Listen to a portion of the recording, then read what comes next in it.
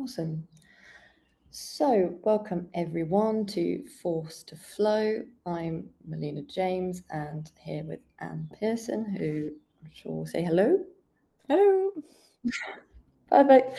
We're going to introduce ourselves in just a minute, but we're going to be looking at performance with ease. So, the topics for today is understanding the limitations of rigidity.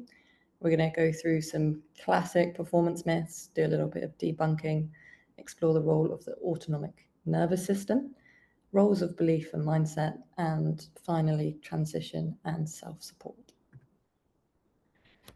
So, Anne, would you like to start with who you are and your background? Yeah, hi everybody. My name's Anne Pearson. I'm the founder of Credence Coaching. And I left the Air Force after 19 years of service, only 3 or so years ago now. So I was a nurse by background, and I really enjoyed my career. I had various postings and whatnot, including deployments to Iraq and Afghanistan and Bosnia. And I really liked working with my patients, but towards the end of my career, I found that I was really struggling with my stress levels and burnouts because I wasn't doing what I really loved to do anymore. Wasn't working with patients. I was sat behind a desk, and I was finding the pressure quite heavy. And I decided it was time to make a career change. So I set up my coaching business, and I think what's really lovely about meeting Mel in that we have very similar stories about how we look back at our RAF careers in terms of the culture and how where there's a need for process and lots of work and lots of performance and doing more with less.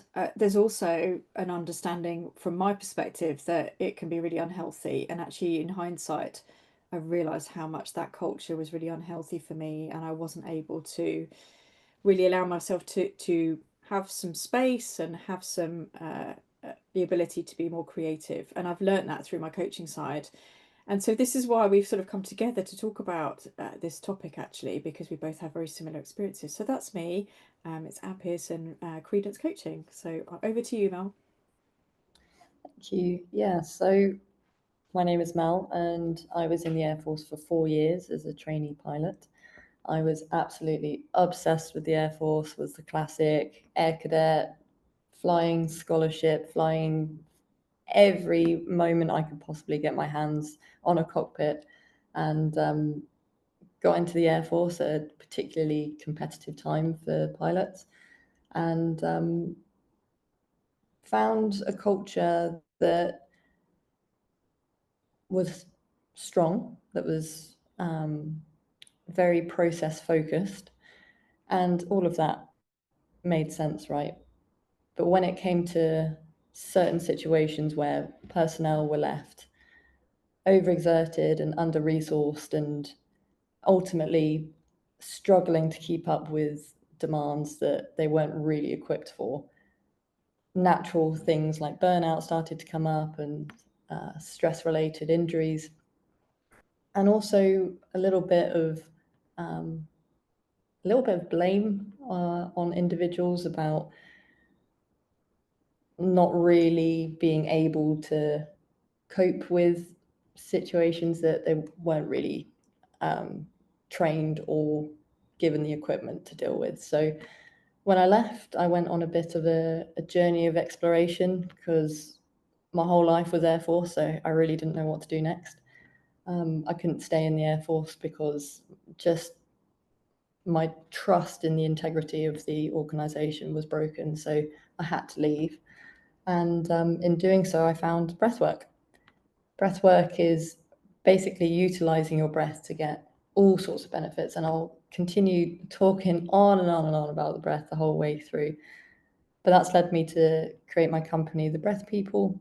And what we do is give you all the tools you need to create a breath toolkit that is basically something that you can use in different situations. So if you need something for energizing, something for sleep, something for relaxing, there's a breath for that.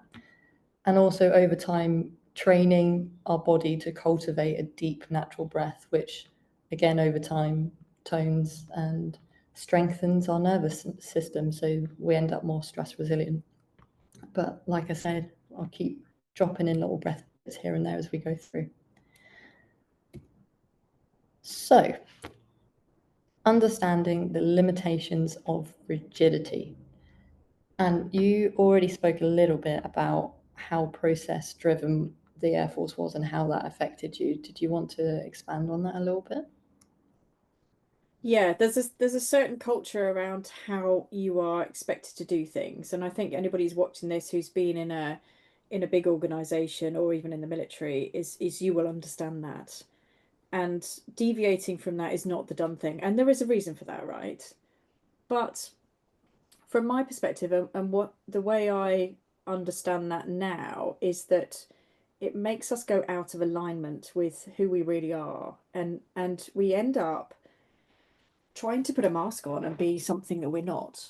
And I think that's what causes a huge amount of the stress element of it. You know, if this doesn't fit with you and your values and your purpose and passion, which is kind of what I do now with my clients with career change, but you end up staying on a path that is not fit for you, and you will exhibit symptoms, stress, mostly burnout, as Mel's mentioned. And I think those are the things we need to just be aware of to start with. And, you know, resilience, you can have resilience to some extent, but when you're really not fitting into an organization because it isn't aligned to you, then, you know, there's a limit to that resilience. Yeah, for sure. And resilience is something that we'll go into in a little bit more detail later.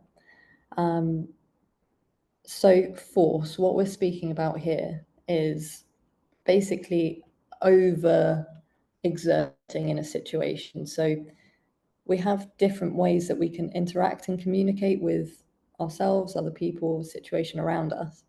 And sometimes there's an element of going in a bit too hot-headed into situations. So we're using too much of something for something. And the issue with that is that we can end up ignoring or sacrificing needs of the situation or others. We can miss crucial information or context. We can lose the joy of just being in the situation and being present. We can end up cultivating fear-based thinking, a lot of what ifs that takes us out of the body into the mind, and that mind kind of runs forward into the future. And that can actually be dressed up as a positive thing sometimes, as contingency thinking, which obviously is a positive thing to have, as long as we have the ability to switch it off as well and to come out of that state. We can also forget the mission and lose sight of one's direction and purpose. So here we're talking about the kind of knee-jerk reactions where there's a challenge or a situation that arises, as always happens in life. And instead of having some space and some groundedness to really connect with what the right thing to do is in the situation, we might end up making a decision that's more based in fear or more based in urgency, and that actually not be the thing that's most aligned for the situation. And that means that there's often a hidden cost to overforcing things like missing an opportunity or sacrificing needs of individuals or others.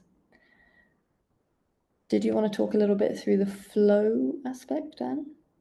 Yeah, just sort of to sort of add to that, really, the force, the force, and our tendencies to think from a fear-based element, and that's a really instinctive thing to do, and it does take practice to move into the flow side.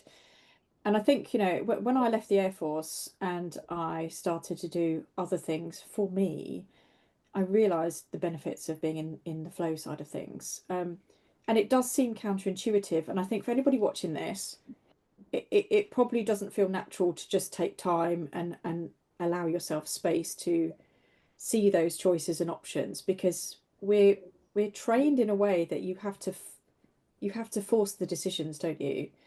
So I think what we really want to say here is that you've got to kind of practice this a bit. And what flow does, and being in flow enables you to do, is is understand that things do tend to work out naturally. And one of the things to think about when you're looking at that is that it allows your subconscious to do a lot of the work. Our subconscious is a really, really powerful tool which we don't allow to work if we don't give it space. So things like solutions, opportunities will present themselves. And I quite often use a flow state when I'm trying to resolve an issue. If I've got a lot to think about and I'm trying to solve a problem, I tend to go and do something really different, and that allows my subconscious to do the work, and generally I come up with an answer. So it's quite a fun activity to do, and to actually, allow yourself that space to come up with solutions. So, another example is if you can't find something in your house, that's another reason I use this process as well. I just allow my subconscious to start, coming up with the solutions, and it will tell me where it is usually. It's brilliant. But ultimately, you can feel more relaxed, you can enjoy the process more. And then it creates growth. It creates that sort of sense of optimism and curiosity around, what is actually going on here. And that develops self-awareness, which I think is really, really key to growing as an individual and understanding how you tick. Yeah, so have you got anything else to add to that, Mel? Yeah, so flow states are something that we can actually track and measure, and is something that is really common in people who have something that is a challenge where their capabilities are perfectly matched to it. So, for example, you might have sports people who can get into flow states quite easily, like rock climbing is something where people talk about flow states quite a lot. But it can be any pursuit or anything at all. Like we have it in creative things, we have it in workflow, we have it in basically anything you can apply to. And so the aim of the game here is to have a flow state and just apply it to life. Yeah. And what that means is essentially staying present. And when we're able to stay present, we're able to have a little bit more control over our survival mechanisms, which is the nervous system I'll go into later, and also our threat perception. Because what all of this force tends to come from is from perceived threat, not Yeah. always actual threat. Yeah. When we're able to stay more present, we're able to assess things as, oh, this is not really a true threat to me. I'm able to stay relaxed. I'm able to stay in flow. And by doing so, our brains actually stay much more open, much more active. And so you physically have more access to different parts of your brain for logic and problem solving and decision making. So Yeah. it's not just a bunch of mumbo jumbo. It really is like the flow state is a physical thing that people document. Yeah. And actually that's an exercise that I do with my clients. So when I first work with clients and help them to really use this flow state to try and tap into what it is that they really want to do with their careers, I get them to do an exercise over a period of a couple of weeks. And it's a checking in exercise, and it's to understand where their mind's at. And a lot of the times, we might be worrying about what's in the future, we might be thinking about things that are in the past, but what my clients notice, and I do this myself, is that when you look, you're actually in the present, you feel happier, you feel a lot more content with life. And things just tend to, and I keep saying flow as well as you do, but things just flow naturally, don't they, Mel? And that can also be related for those of you who understand the process of manifestation as well. When you're feeling those good vibes and those good feelings, then things will be drawn to you naturally as well. Yeah. Nice mention. So, debunking performance myths. Stress tolerance does not equal stress resilience. By this, we mean that true stress resilience is being able to stay attuned and regulated in high stress situations. So, in the Air Force, in my experience anyway, I saw stress tolerance much more than I saw true stress resilience. And by that, I mean like a white knuckling through a situation. So it's like your base level stress is already quite high, and you just get quite attuned to that. And there's not really much deviation or adaptability or movement within that, really. And the issue with that is that it means that you kind of have a one type output to any situation, which is the force side we were talking about earlier. So again, true stress resilience, being able to stay as grounded and present as possible in the moment, so we're able to really stay connected with the environment and all of the needs that are around us, and ultimately make decisions that are more in alignment with what the actual situation needs. Yeah, absolutely. And I think one of the key parts to being able to do that is develop that self-awareness. So the things like the exercise that I talked about in the last slide about checking in with yourself and seeing where your mind is at. It's just stopping for a moment. If you're finding that you're forcing stuff, you're quite overwhelmed, and those stress levels are really getting up there, just check into yourself, going, what's going on here? What do I need to do? Could I benefit from being in a more of a flow state in this situation?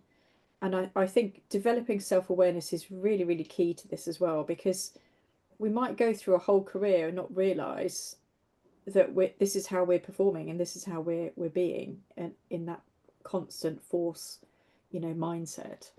So yeah, develop self-awareness around that and just recognize it. And again, and something I say to my clients is, when you recognize something that's going on within yourself, is this is not about blame. This is just being about curious, being about really curious about what's going on right now and understanding it, almost stepping outside yourself and going, looking inwards, and what's going on right now and how can I change this?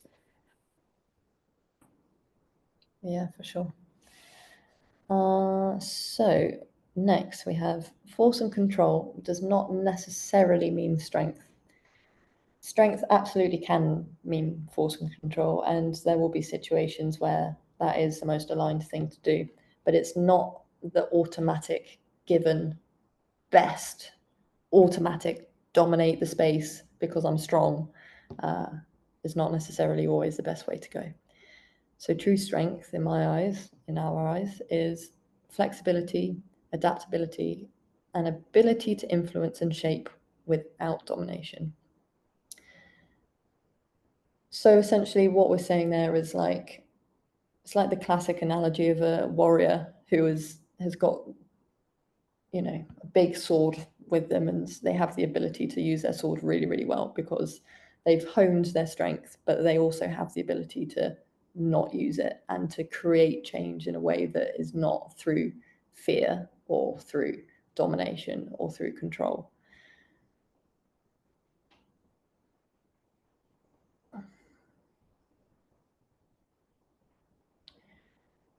And unfortunately, I think that strength as a is an overused force and control as strength is an overused power. It's something that we really highly value in society. Yeah. And essentially with this talk, I think we're joining this movement of, you can still have a really positive effect on the world around you without having to shout and dance about it. It's about gentle strength, gentle power, and actually how that can be something that is a lot harder to fight with, a lot harder to deviate from, and ultimately can have more patience and more consistency and can actually have much stronger effects than just making something happen immediately. Yeah. What do you think to that? Yeah, I think that's amazing. Yeah, absolutely. And you know what it made me think about? It made me think about leadership. And it made me think about the time I did a tour at Cranwell as an instructor. And I taught leadership during that time. And we would assess the cadets through that process of being a leader. And so you can have those individuals who are very task focused and they're very perhaps, almost autocratic in the way that they lead. And yet the best leaders would be able to adapt to the situation. They would be able to look at what's going on with their people, and they'd be able to, soften that and change their approach. And that, you're absolutely right, that is real strength. That, being able to be self-aware enough to adapt and flex the way you come across, and that's going to have so much more of a positive influence. And like it says on the slide, without domination, because you think about people that you've worked with who have been the more force side of things and control side of things. They're probably not the people you really want to work with or be with, are they? True. And we can all think about those people, can't we? And we think, they might be in a total beep. I won't say it right now, but you think about those people who have had real influence in our lives, as leaders or as managers, and and those are the people who have those softer skills as well as being able to just get on with the task when it needs to be done. It needs to be a bit of everything, doesn't it? Yeah, and I think that's another thing that we're speaking to in this presentation is adaptability, dynamicism, and balance, Yeah. essentially. So, not being able to switch off does not equal stress endurance. True endurance is being able to change gears to meet a challenge and then take true rest and recovery. So, we're in the 21st century. We love to think that we're just machines that can like be on this continuous output of productivity, and unfortunately, it's just not true. We have sleep for a reason, we have rest for a reason, we have productivity for a reason. It's all about making sure that we're staying harmonious with our own needs so that we can have true endurance, meaning true longevity without burning out, because we need time for repair, essentially. Yeah. Have you got anything to say to this one, Anne? Yeah, and I think this is about giving yourself permission to do it. Having come from a job where you would work, at a certain number of hours and you would go home to your, family or, go back to your house or whatever it was, you would have that cut-off point. But, in my situation now, when I'm running my own business, I absolutely love what I do, but it's really, really easy to just keep going because I love what I do. And I sometimes can't switch off. And I'm that person who wakes up at 4 o'clock in the morning with all these crazy ideas. But for me, it's about giving yourself permission to have a day off and stop and just put your notes down and just go, I will come back to this.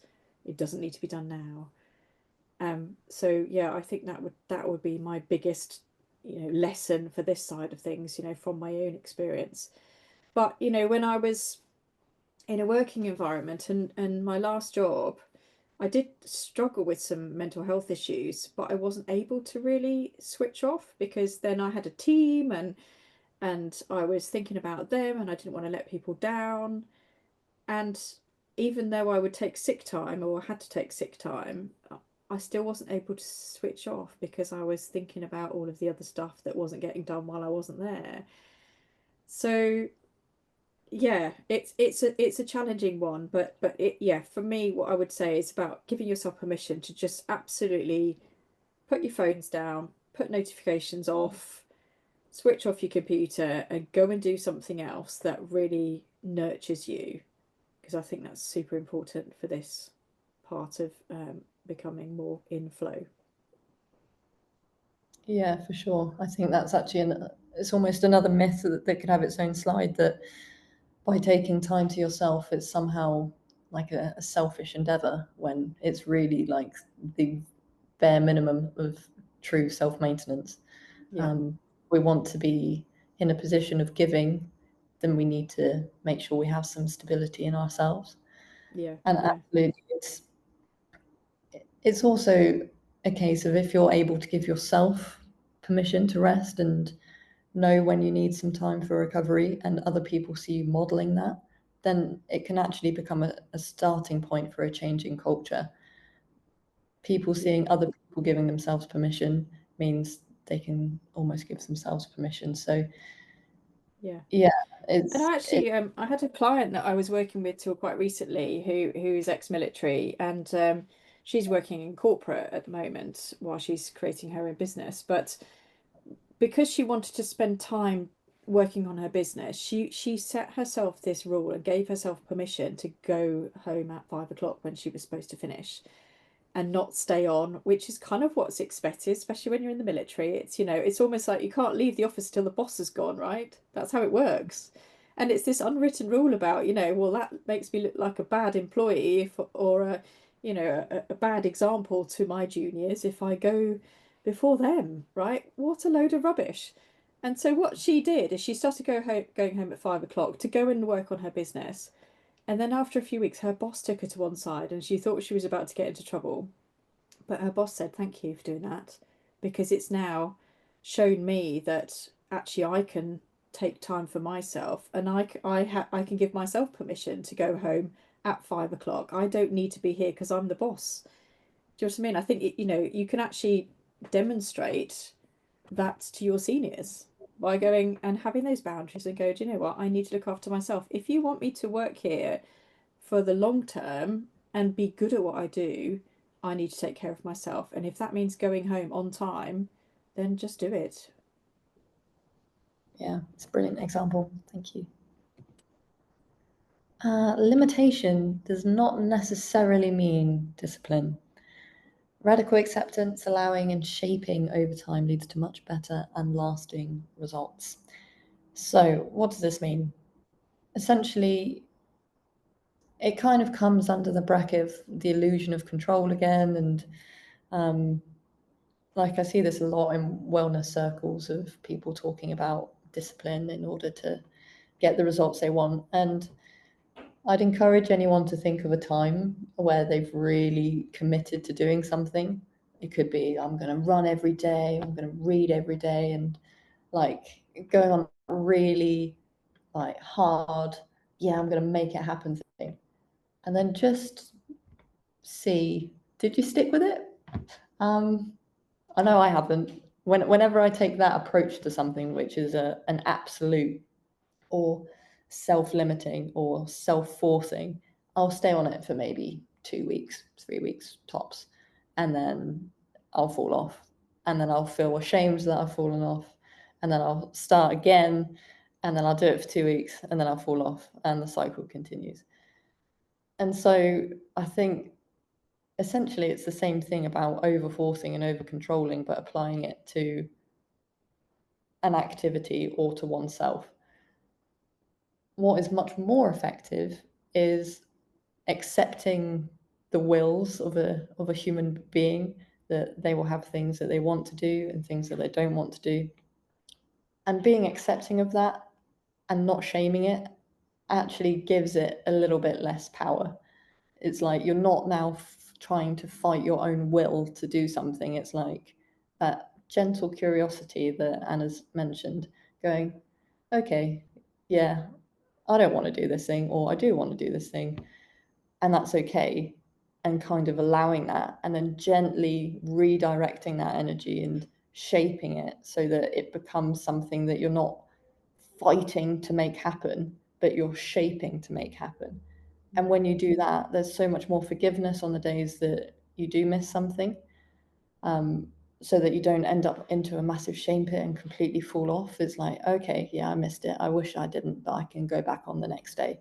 And just slowly changing that mindset into something that's a lot more gentle really encourages that habit, or that, whatever you're trying to do, to form and stay formed over a long time. So when I'm teaching people how to build a daily practice for breath work, it's the same thing of just set the intention. It's like a really gentle resolve. I know this is something that's worth doing. I know that it's good for me, and I'm going to give it a go. And if I fall off for a day or a couple of days, it's fine. Let myself back on. Accept there's going to be days I don't want to do it. Accept that there's days that actually I do want to do it and I want to do it more. And kind of following that flow again, that rhythm, and not expecting a sort of machine-like output from oneself. Yeah, I couldn't agree more with that. And there have been times when I've attempted to do a whole month of healthy eating, which has involved cutting out gluten, cutting out dairy, cutting out coffee, cutting out alcohol, cutting out sugar, all of the things that I have some of in my day-to-day life. But then it's kind of an all or nothing thing, and you end up getting to the point where, a week in, you think, oh my gosh, I really miss these things, or I want a coffee or something. And as my neighbour pointed out recently, who's done the same program, She said, but you're better off than you were, even though you have this sense of I've failed, because I wasn't disciplined enough to stick to it, you're still better off. And this is what I say to my clients. We're talking about a 1% improvement every day. That's all. What little thing can you do to change those habits? So when you're thinking about, spending more time in flow or whatever, it does take a bit of an effort. And I liken it, the way I describe it to the people I work with is it's a bit like walking across a field that's had a lot of snow on it. If somebody's already walked down a track, it's trodden down and it's easy. And this is a bit like your neural pathways. This is what happens in your brain every single time you do the same habit. The challenging bit is to walk diagonally across the field where there isn't a path, where you'd have to perhaps, lift your legs a little bit higher. It'd be a bit more effort. And the more you do that, the more it will become habit. But it's okay to go back onto that other path every now and again, because it's a bit too hard. It's okay, and you've not failed because of it. So yeah, that's just a little analogy for you to think about how to change. When you're thinking about what we're talking about today, what little thing can you do today to be more in flow? Yeah, brilliant.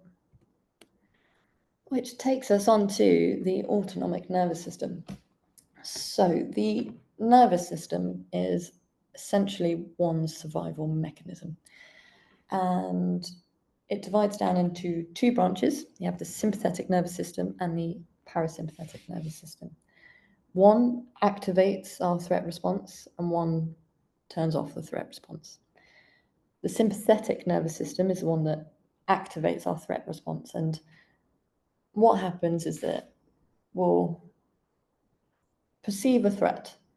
Whether or not the threat is real doesn't actually matter. It's perceived threat. And so this is where trauma and old memories and belief systems can actually mean that we can end up having a more heightened sympathetic nervous system.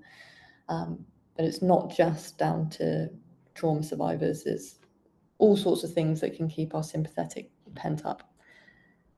But anyway, a threat is perceived. Sympathetic nervous system gets activated, and then we end up having a response that is one of these four that are currently known. You have your fight response, which is pretty self-explanatory. There's a threat. If you can neutralize it through domination, then that threat can no longer hurt you. So you fight it off. The next one is flight. So you just avoid, run away from the threat. And you also have freeze, which is also known as dorsal vagal shutdown. And that's essentially, it can happen when you just get into so much overwhelm that you just completely shut down. And it's kind of like the rabbit in the headlights situation, or just trying not to be noticed.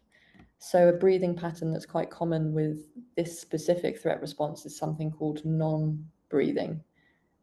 It's not breath holding, so there is still breath happening, but it's like you're not really taking full deep breaths. It's just much more of a like, if I breathe like this, no one will see me and notice me and I'll be okay. And you also have the fawn response, which is essentially getting people on side to protect you. It's neutralizing the threat by being nice to it, essentially. So even if that threat has, or imagining that it's a person in this situation, person is just being a bit of a dick, and has no right for your nice behavior, you do it anyway because it's a way of trying to calm them down and neutralize the situation. All of these threat responses are really, really effective, and they're designed because they work. And so there's nothing inherently wrong with these, and there's absolutely nothing inherently wrong with them being activated. They're supposed to, right? That's why we have them. It's an evolutionary survival mechanism. Where it becomes an issue is where it's overactive. And so when we go into a threat response, it's kind of like an automatic reaction. It's like our our true self, our really present conscious being, is not in the driving seat when we get activated like that. When we do get continuously activated, we'll tend to have one or two of those threat responses, which is our kind of main one. And actually, there's kind of almost like a sod's law thing where we actually get really good at that behavior.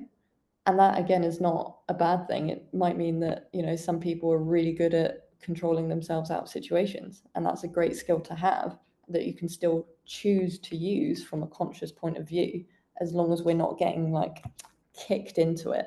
That's the main thing that I think is really important to highlight here. All of these threat responses, not an issue. The issue is about having the conscious control to use the tools in a conscious way without just getting flung into a reaction, basically. And the parasympathetic nervous system is our way of down-regulating into rest and digest, which is that more conscious being that can make decisions on how to respond to situations. And the reason that it's really, really important is because if you imagine your system only has a certain net amount of energy, and that energy is perfectly balanced and distributed between all of your body and mind's functions when you're in rest and digest, which is the parasympathetic nervous system. When a threat is perceived, that energy is diverted straight to survival crucial priority systems only. So that means energy is diverted towards your heart and muscles in case you need to run away really quickly. It means part of your brain functioning shuts down. So your prefrontal cortex, which is responsible for logic, decision making, reason, starts to shut down. If you're in sympathetic chronically, then you can actually start to get memory issues from your brain kind of being a bit shut off. Your digestive system has energy diverted away from it. Your immune system has energy diverted away from it. And effectively, your body's ability to go through its deep healing process is paused, which is why you might find you're fine for a long time. And then as soon as you have a holiday, you're sick, because you're finally going into that parasympathetic and your body has so much healing to catch up with that it kind of just does it all in a wanna, which, as you can imagine, is not the best. Yeah, and I think that's something to just really be conscious of. You've highlighted a really good point, actually, because I think we've all been in that situation where, you've been like, it feel like you're crawling to the last bit of, term when you get your holidays. And I'm thinking about my kids are at school, and then we're getting to the end of term, and it's usually the winter term and Christmas, and then everybody gets sick, don't they? You're right. But I think, being aware of that, how often does this happen to you? If this happens every time, I think there's a big clue there that you need to do something about, your working life, when you're in your force state is obviously prioritized there, and you're obviously using all of your sympathetic nervous system. Well, you're using much more of it than you really need to. But you're absolutely right. I think that's really important to highlight, actually. Yeah. So, sympathetic nervous system. This is a little bit of some symptoms that are kind of telltale signs when you're in your sympathetic. And again, it's not that it's a problem, it's just something that can help recognize when we're going a little bit dysregulated. And the more in touch we can get with these little telltales, the easier we can go, okay, I'm getting a little bit stressed out here, or I'm getting a little bit overwhelmed, and then using tools that you have to bring yourself back into what we call the window of tolerance. So the window of tolerance essentially is when you're in your rest and digest, and on top of it, you have hyper arousal, which is more kind of anxious, flighty, fighty symptoms. And below it, you have hypoarousal. So that's more your shutdown, freeze, these sort of things. And somewhere in the middle is your window of tolerance where you're fine. And what we want to get is, firstly, we can learn to widen the window of tolerance with long-term practice. But also we want to recognize the symptoms in ourselves that show that we're going a little bit towards hyper or we're going a little bit towards hypo, recognizing that, not shaming it, and just being like, okay, bringing myself gently back into the window of tolerance. And that, again, is kind of the practice. So just going to run through a couple of these. We've got increased heart rate, sweating, especially the palms and underarms, rapid, shallow breathing, cold hands and feet, dizziness or lightheadedness, dry mouth, digestive changes, muscle tension, headaches or migraines, sleep disruption, craving sugar, caffeine, carbs, or quick energy, and suppressed digestion. On the emotional side, we have racing thoughts, hypervigilance or jumpiness, brain fog or trouble concentrating, irritability, anger, frustration, emotional numbness or shutdown, anxiety, panic and overwhelm, suspicion, fearfulness, and feeling like everything is urgent. And for me, that last one is like such a telltale, where it's like, particularly in the modern world, there's such forced urgency. And I think it's just a symptom of a lot of us kind of operating more from stress than we are from a relaxed, balanced place. Yeah. Anything on that? Yeah, and I think in a sense, you know, this is at the sort of more extreme end of, you know, perhaps you've gone a bit too far with the way that you're working, and actually these are quite significant symptoms essentially to actually pay attention to. I always sort of talk about, I think our bodies hint at stuff, but it starts with a whisper and then it gets louder and louder and louder. And I think if you don't pay attention to this stuff, then other things will happen. So, and it, you know, we all know that stress influences your physiology. You know, it's related to, you know, heart problems. It's related to, you know, stroke and all of that side of things. So just pay attention to this, because, and I would ask the question to anybody listening or watching this now, is that if you don't pay attention to this, what else will it take for you to actually start to do something about your situation? Because it's a really important thing to be aware of. Yeah, that's a great question, I suppose. Very thought-provoking. Yeah, I think as well, like the more time we dedicate to being with self, and the more practice we put in. So that can be whatever. That can be breath work, it can be meditation, it can be going for a walk in nature without distractions, it can be being with a pet without distractions, it can just, you know, taking some time to really sit with oneself. Eventually your attunement to yourself gets greater and greater. And by the way, that noise is a gecko. So Love the sound of just it. It's brilliant. yeah.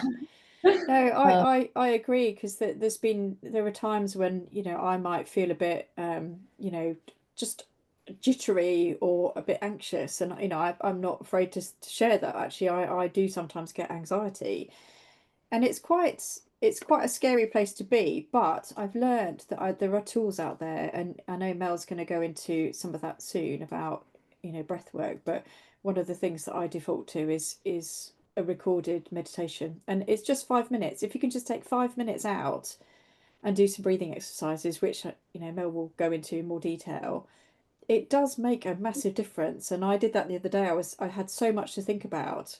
I just sat in my office. I've got a nice comfy chair there. I put my meditation on, and I just felt on a different level. It just brought me right back down to, okay, right, what do I actually need to do? What do I really need to think about here? So don't be afraid of things like that. But I think, you know, when we're looking at the cultures of where we've come from and the cultures of being in the military, or, you know, very high pressure organization, that sort of stuff, it's all seen a bit as woo woo, isn't it? And it's actually can be really, really beneficial. I know everything's progressing a lot more. When I was at RAF Valley some years ago, they were bringing in yoga classes, for example, for lunchtime. But it is a bit of a, I felt it was a bit of a token gesture. But if we can bring that into our daily practice, it is so valuable, so valuable. So definitely sort of think about these things as we move forward. Yeah, thank you, Anne. So modern triggers. Essentially, what this is saying is that we're living in a culture that doesn't really always allow for slowness and switching off time. And so this really is not a shaming or blaming lecture on make sure you have more time for yourself. You know, it's all your fault. It's like, it's not like that. It's like, yeah, it's important to have time for yourself and we absolutely encourage it. But it's also recognizing the system and civilization we're in is challenging.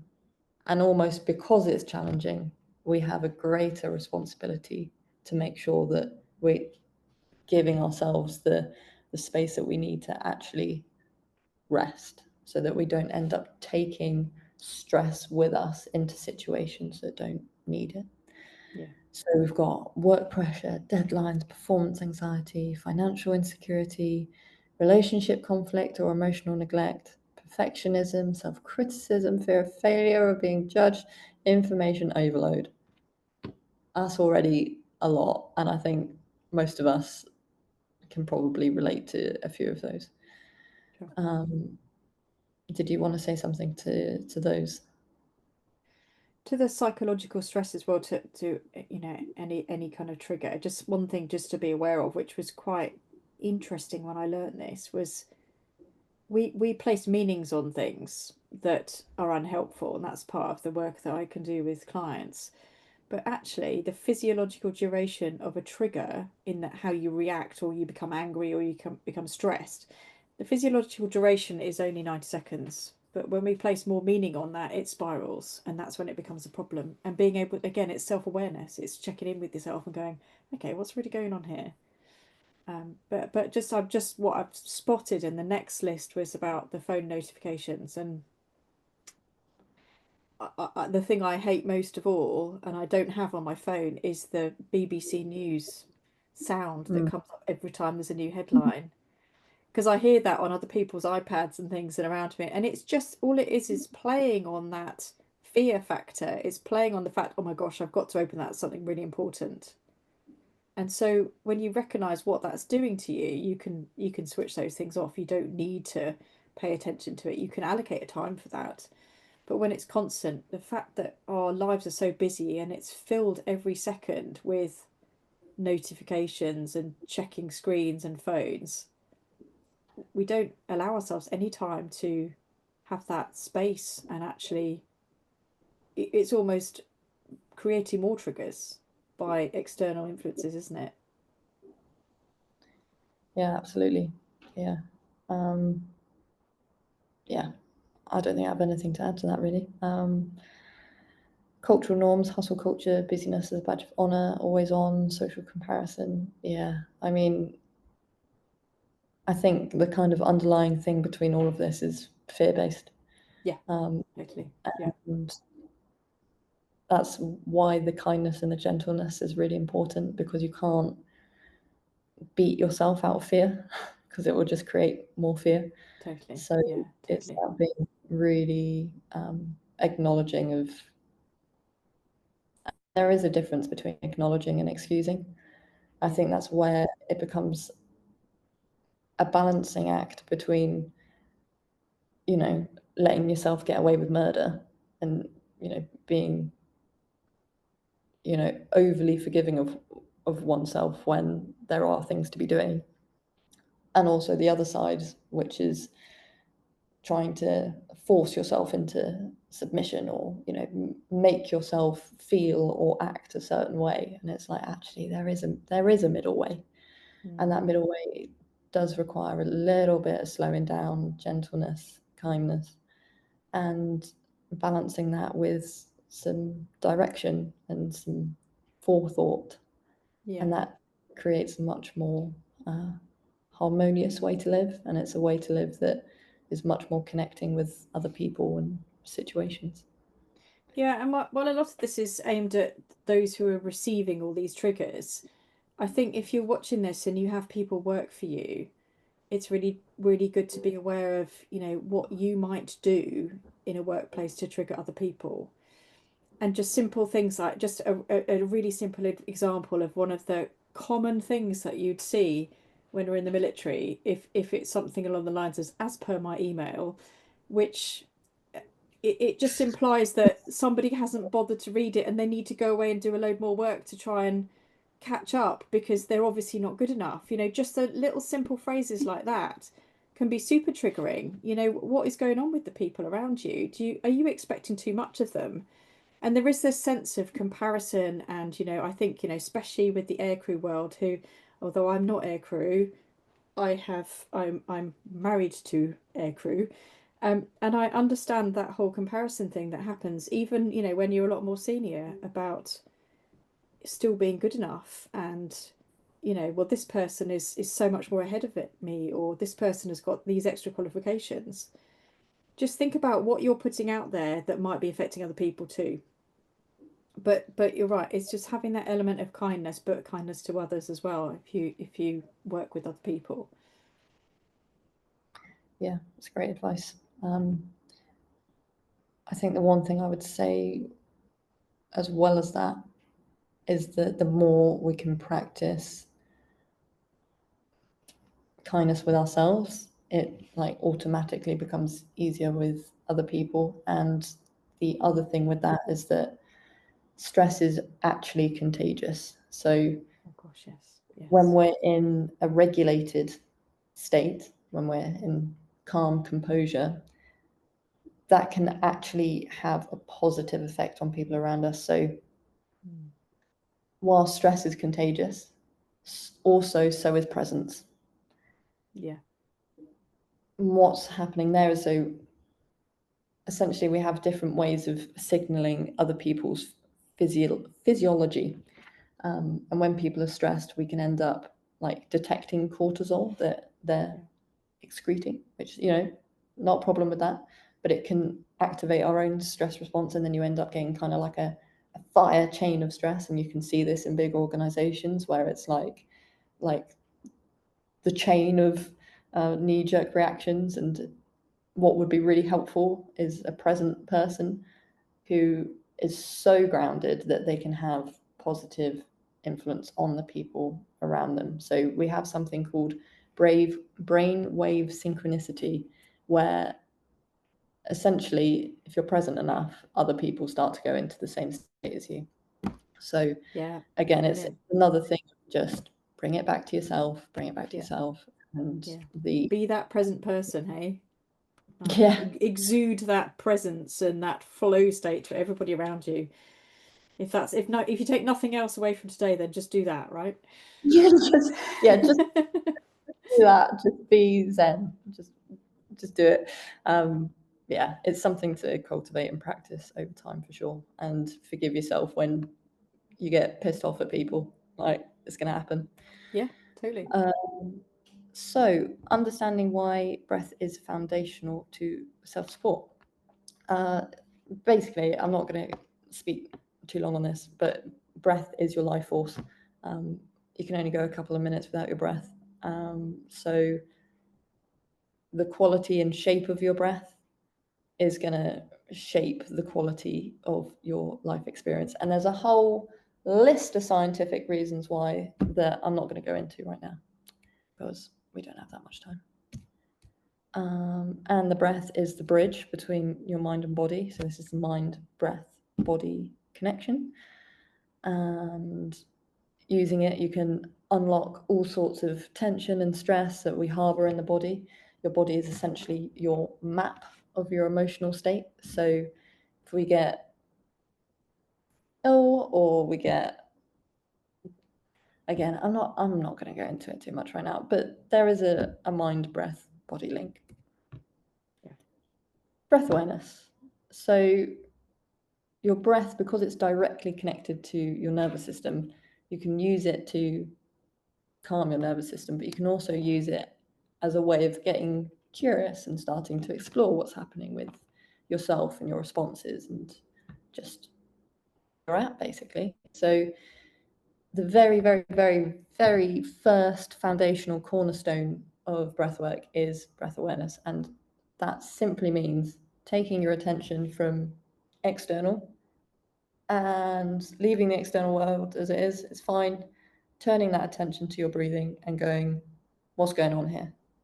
In a really, again, kind, gentle way, and just starting to notice things like, where can I feel my breath in my body?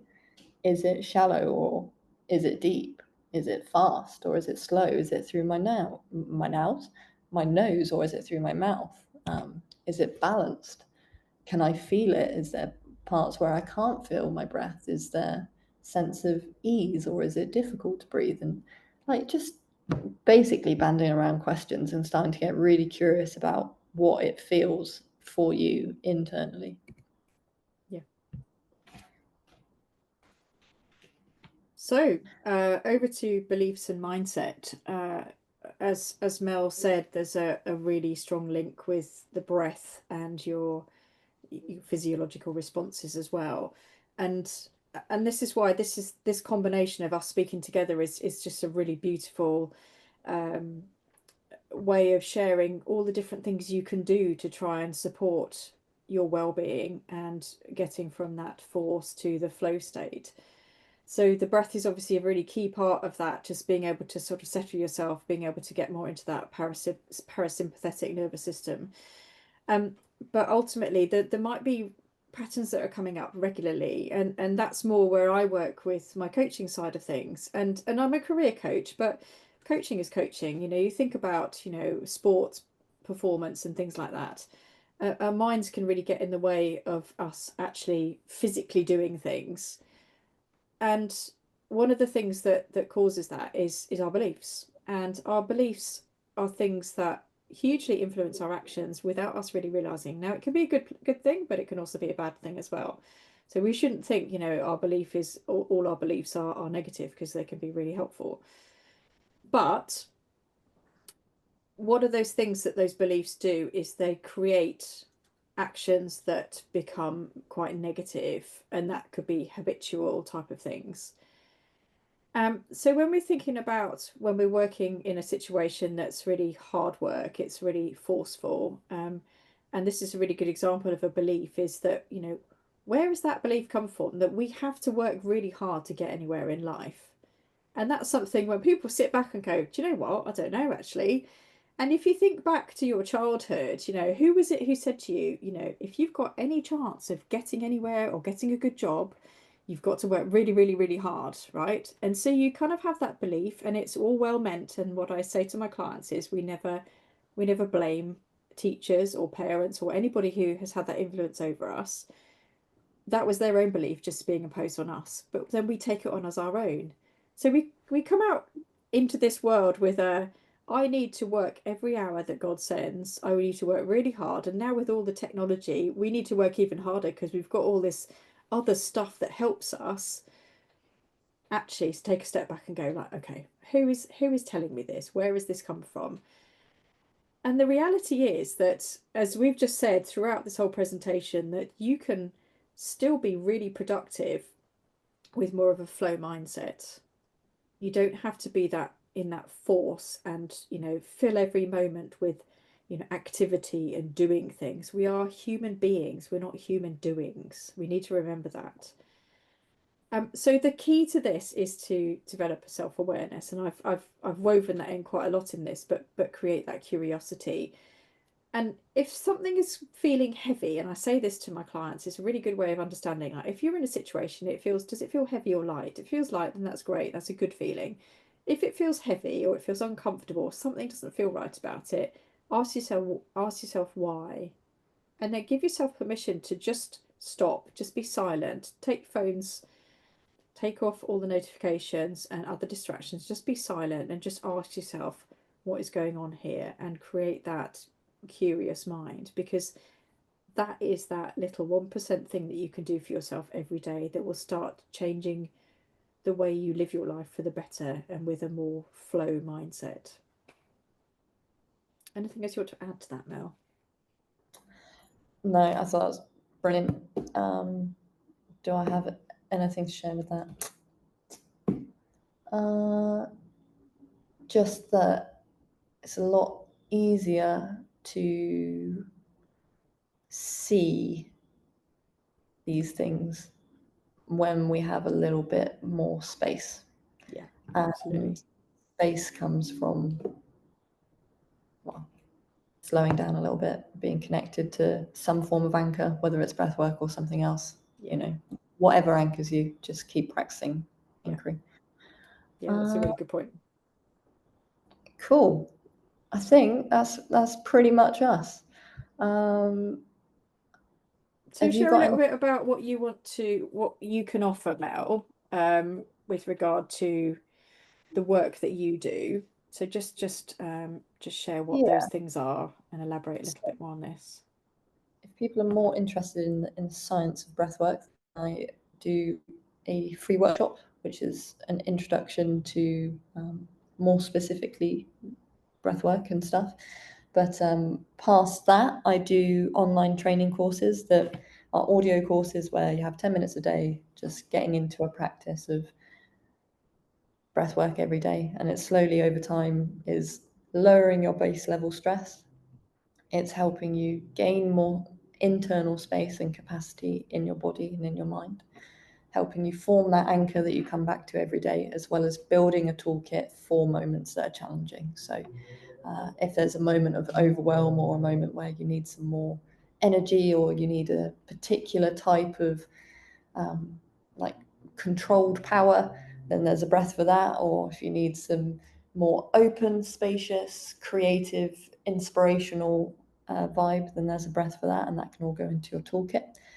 And yeah, it's something that you do over 31 days, and by the end of it, you have got a really solid understanding of how the breath connects to all of your health and wellness functions. And you have something that you can take with you for the rest of your life and just keep shaping and cultivating, which takes us into the membership, where every month there's a different theme, and we'll do some live sessions and some recordings and have some guest speakers. And it's just continuing that honoring of self practice.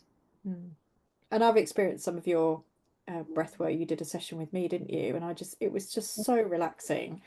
And just being able to get into that state, obviously daily would be amazing, wouldn't it? But just understanding what that really felt like, it was just a really lovely experience and really, really relaxing. And yeah, give yourself permission to do something for yourself like that. And so from my perspective, what I do is I do career transition coaching, but you're probably wondering why I'm talking to you today. But coaching is essentially, there's an element of psychology in that. And so when you come across any type of coaching, that you need to understand what those underlying beliefs are, as I've alluded to before. And ultimately, with any type of project or any goal you're pursuing, mindset is a huge part of that. So you can have strategy to some extent, but the mindset is the big element of that will actually get you to where you need to go. And they talk about in business that 80% of success is about mindset, 20% is just strategy and understanding marketing and sales and all of that sort of stuff. So that's where I help people. So mindset coaching is a really big part of what I do. So I offer one-to-one coaching sessions. There's a QR code on there, which will give you my website. You can have a look about that a bit more.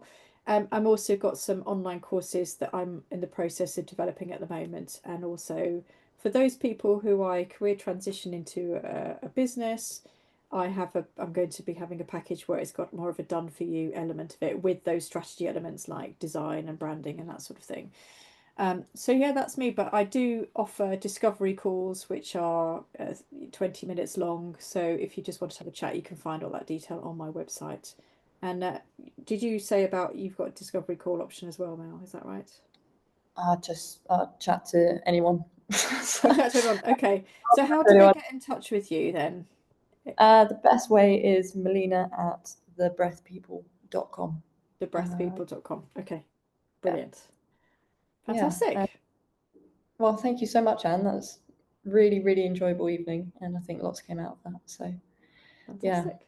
Well, thank you. Thanks very much for asking to help you with this. It's been an absolute pleasure.